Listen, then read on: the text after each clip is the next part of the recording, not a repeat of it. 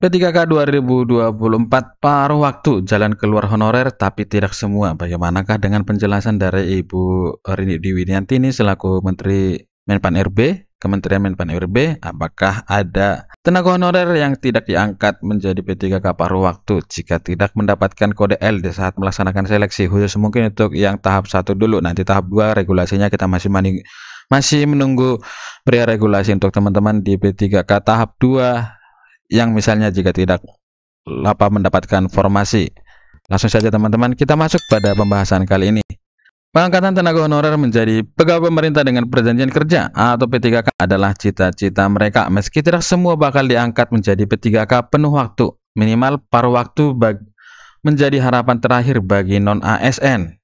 Sebab pada tahun 2025 ini tenaga honorer sudah tidak ada lagi, artinya akan dihapus pemerintah dan Pemda tidak boleh lagi merekrut non-ASN ataupun tenaga honorer di instansi pemerintah, baik itu di pemerintah kementerian, instansi ataupun di pemerintah daerah, kabupaten, kota. Menpan RB tetapkan regulasi baru pengangkatan P3K paruh waktu. Menteri Pendayagunaan Aparatur Negara dan Reformasi Birokrasi atau Menpan RB, Ibu Rini Dwiyanti ini telah resmi menandatangani keputusan Menpan RB nomor 16 tahun 2025. Regulasi ini awalnya mengatur mekanisme pengangkatan pegawai pemerintah dengan perjanjian kerja atau P3K paruh waktu bagi tenaga honorer yang terdaftar dalam database Badan Kepegawaian Negara atau database BKN. Tentu pengangkatan tenaga honorer ke P3K paruh waktu menjadi harapan pamungkas bagi tenaga honorer yang akan dihapus pada tahun 2025 ini. Artinya pada tahun 2025 ini sudah tidak ada lagi namanya pengangkatan tenaga non-ASN di lingkungan instansi pemerintah. P3K paruh waktu solusi bagi tenaga honorer.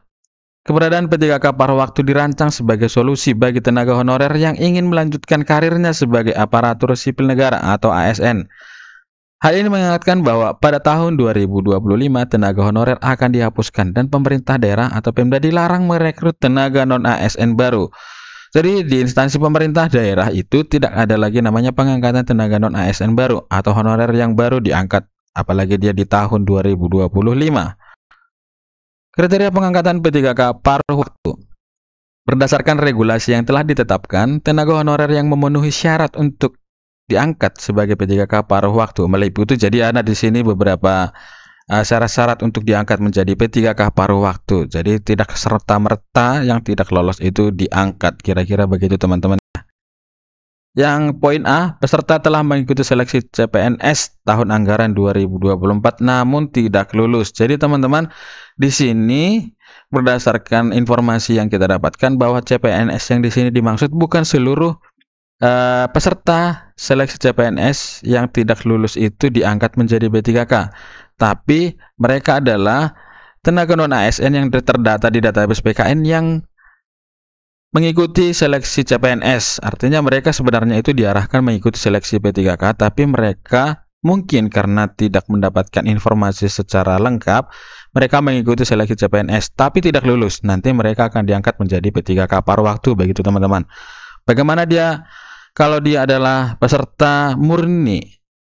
Murni maksudnya bukan peserta yang terdata di database BKN, maka salah satunya adalah di sini poinnya yang tidak akan diangkat, begitu teman-teman. Jika dia peserta murni bukan tenaga non-ASN yang terdatabase di BKN, di database BKN, mereka tidak akan diangkat untuk P3K paruh waktu, begitu. Jadi mereka tidak diangkat begitu saja ya. Jadi nanti akan diberikan kesempatan untuk mengikuti seleksi CPNS di prodi-prodi berikutnya. Yang poin B, serta yang telah menyelesaikan seluruh tahapan seleksi P3K tahun anggaran 2024 tapi tidak mendapatkan formasi yang tersedia. Nah, ini peserta yang telah menyelesaikan seluruh tahapan seleksi P3K tahun anggaran 2024.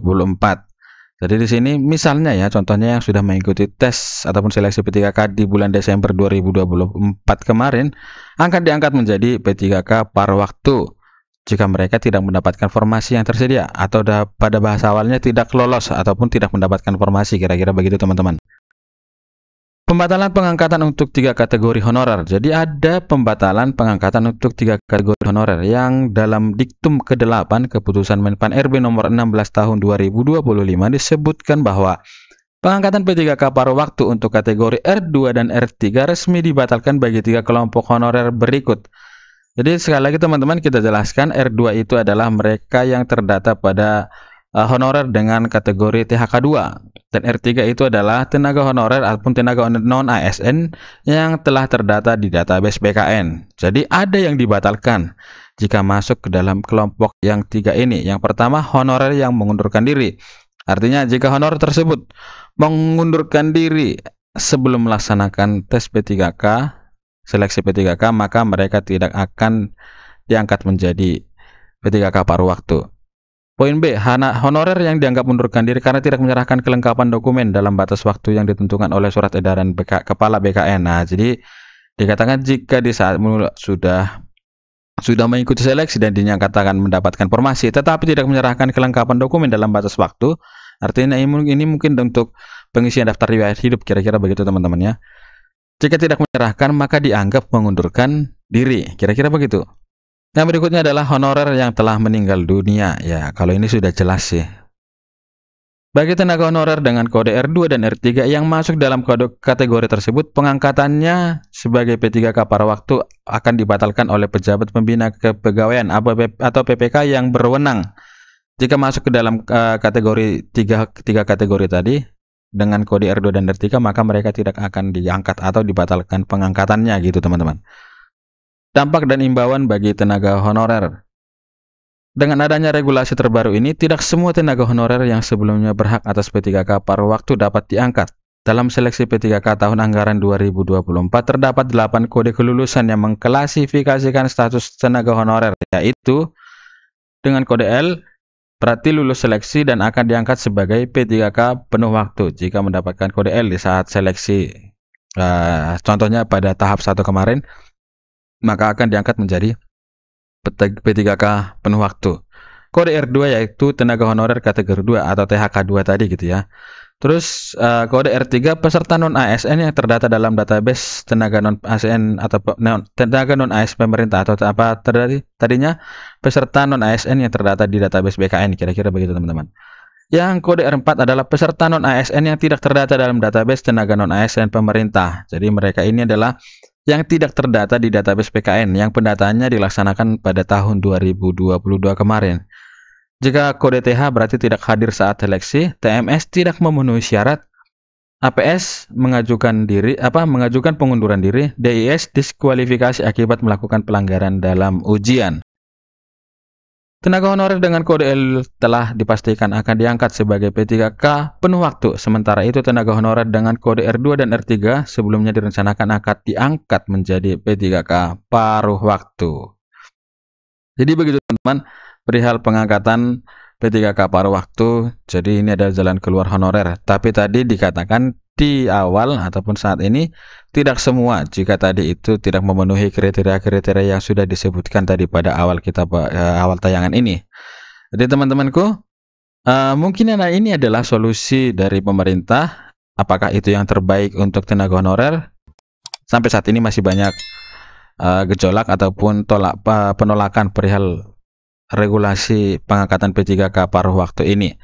Tapi ya kita mengharapkan pemerintah memberikan jalan keluar terbaik buat P3K ataupun tenaga honorer yang sudah mengabdi tahunan atau mungkin belasan tahun atau puluhan tahun agar bisa difasilitasi menjadi tenaga ASN di instansi mereka bekerja sampai dengan saat ini masih setia menjadi tenaga honorer, begitu teman-teman. Sekian dulu teman-teman yang bisa sampaikan pada kesempatan kali ini, kiranya bermanfaat. Terima kasih. Salam.